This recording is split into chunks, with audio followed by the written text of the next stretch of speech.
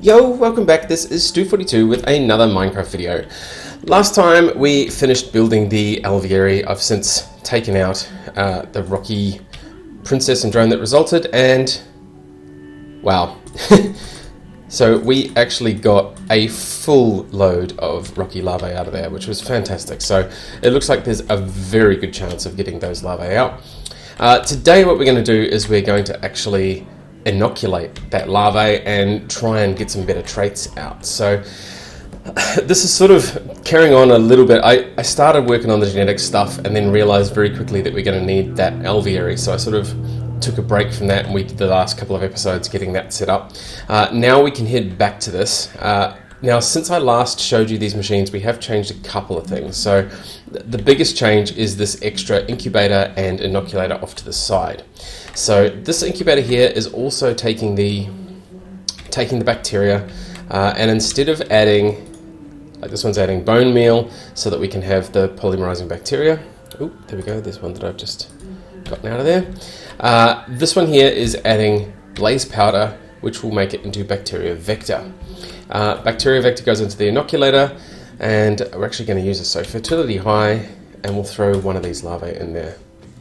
And this is going to happen really, really slowly. But you can just see the first line there. There we go, there's the next row of pixels. So that's going to take quite a long time to get done.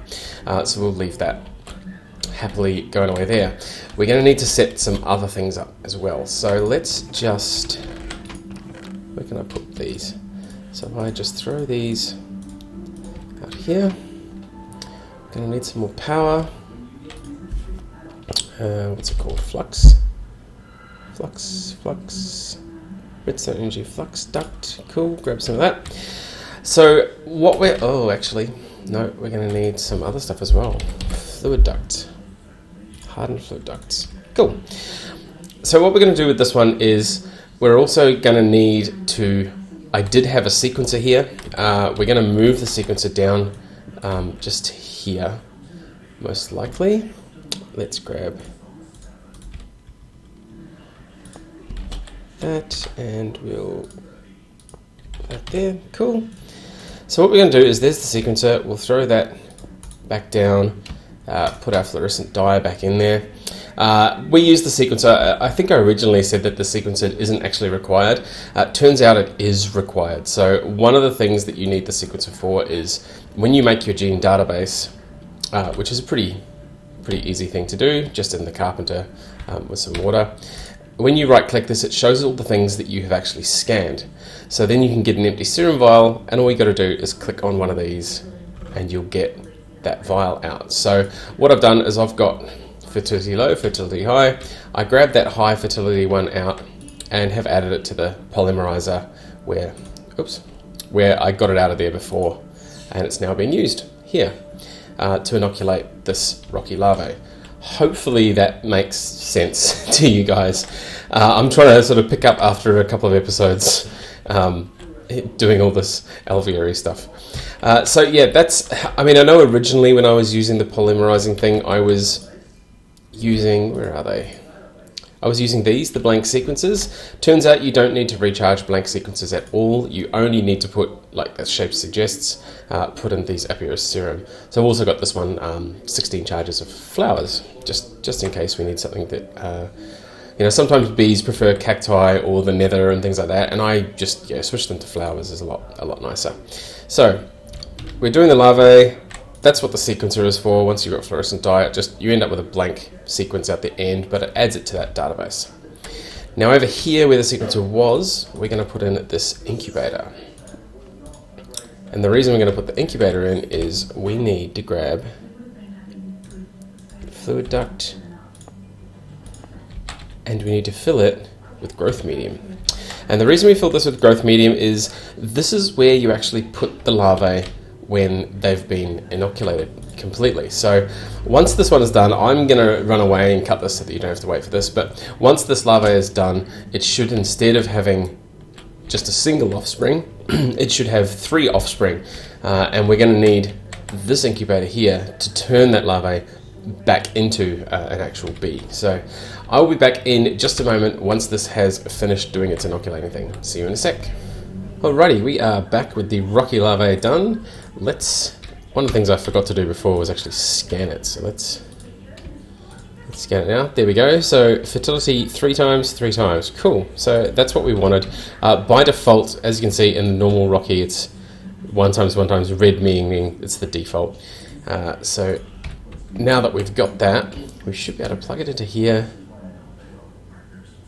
have it happen over some amount of time. I'm not even sure how long this takes in the incubator. Alright, well I'm going to leave that for a little bit. I'll come back and, oh no, there we go, we're done.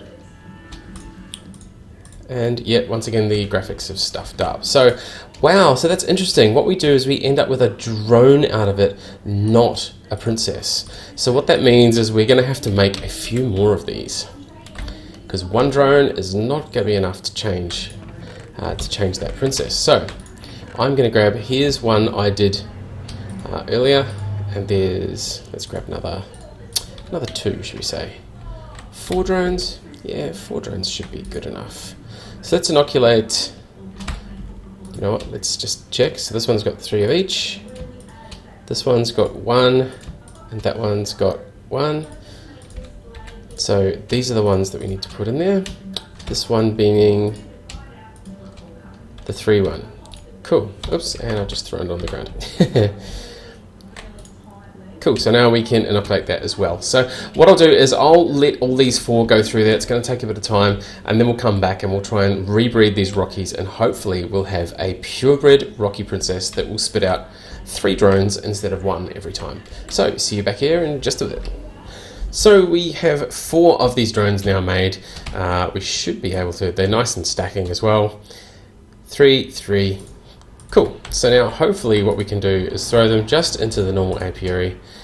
We'll combine this, and then hopefully after 4 generations we'll end up with a princess that has the same trait, and then we can obviously produce a whole lot more of these drones, and hopefully they'll stack, and then that's it. We've got a brand new, not really a new species, but a new set of traits on this rocky one. Now the whole reason I'm using the rocky one to begin with is because, let me just take one of those out. It's got a bunch of other things that are really, really useful. So the flower type rocks, yeah, that's also pretty useful, but the big ones are these 3. So nocturnal, tolerant, and cave dwellings. So nocturnal means they'll fly at nighttime, tolerant means they'll fly during the rain, and cave dwelling means they'll fly underground. So that's the reason we're doing the rocky ones, just to get those particular traits. So I'll leave that running for a bit. We'll wait till these come out and stack, and then that's probably going to be it for this episode. Once we get those traits out, the next thing we can do is we can work on modifying. We can probably modify the Industrious and the Imperial to make them fly underground and all that sort of stuff, and that way we won't need to have the stuff have that hole in the roof and have them over on this corner. We can actually move them further back over here.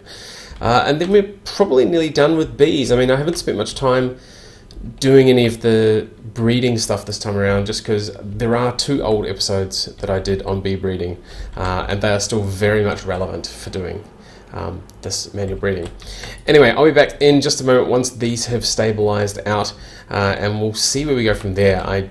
Like I said, I may just end the episode there. I'll see if there's any more we need to do. So, see you in a sec. Alrighty, we have done a bit of scanning of some of the rocky drones. As you can see, I've got a few of these still sitting in the analyzer. We're going to keep the cave dwelling. Yes, is definitely the one we want. So we'll throw that in the sequencer. We've got effect none. Yeah, that could be a good one to have, so we'll keep that. Fertility low. Species rocky. No, we probably don't need that one.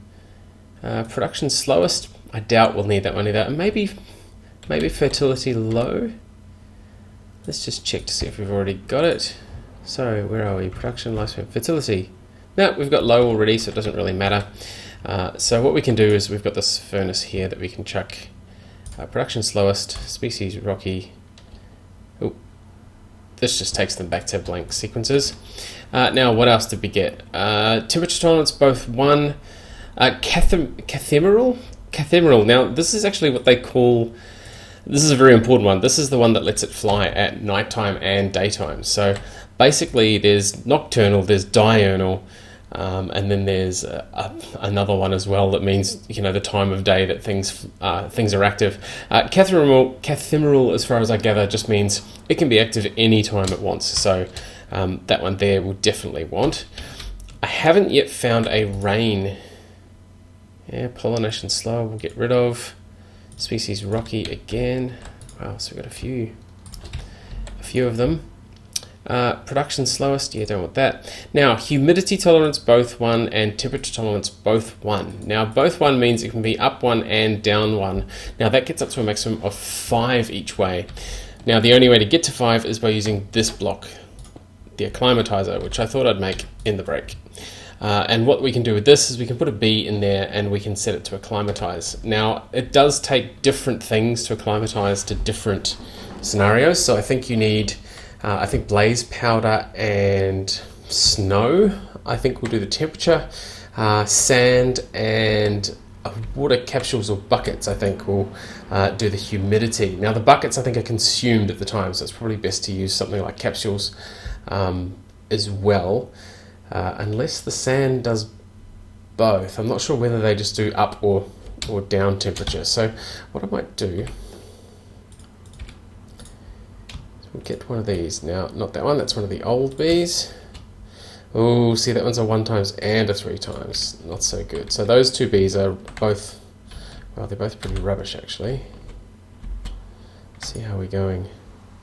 We're getting here. Now, this has actually been through a number of times. It's been through, we had 4 of those drones. It's been making more drones out the other side with the 3 and the 3, like the high fertility for both. And I've kept feeding the back end. So this is up to about its, I don't know, 6th or 7th, maybe even the 8th generation through here. And it still has not quite made this rocky queen or the rocky princess that comes out into a high fertility on both sides. So I'm not sure what's going on there. But what we'll do is, when that finishes, we'll grab one of the rocky bees and throw it in the acclimatiser. It takes a long time to do the acclimatiser, so I won't finish that off in this episode, but that is essentially what the acclimatiser does.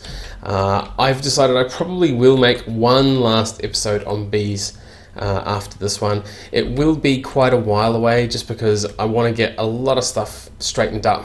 And the next episode will be more of a showcase on, you know, this is how far you can go with some of these things with genetics. Now, there is actually another mod on here called Gendistry, but all of these Gendistry machines require a thing called a power module. The power module only comes from the Infinity Comb, and the Infinity Bee is, yeah, it's nasty. It just takes forever to make, so that's why I've gone the genetics route first. But that's probably a good place to end this one. We've got everything set that we want to get whatever bee we need. The first bee I'm going to actually make, because I'm always short on redstone, there is a redstone that comes out of a comb, the energetic comb. So energetic comes from, the energetic bee comes from excited and diligent. Excited comes from cultivated and valiant. Luckily I have some valiants. And we've got cultivated already, and of course the diligent is pretty easy, just common and cultivated, which we have already, so we can get redstone bees pretty easily, and then hopefully I'll apply the right traits to them once we've added them to the sequencer and all that sort of stuff. So I'll cover that off once I've built all this stuff up. Now, that video will be a little while away. Unfortunately, I'm going away, or by the time I post this video rather, I will probably be in New Zealand on a 2-week holiday, so it'll be a while before I post that next video up. So, but that's it for this time. So, as always, thank you very much for watching, and we'll see you next time.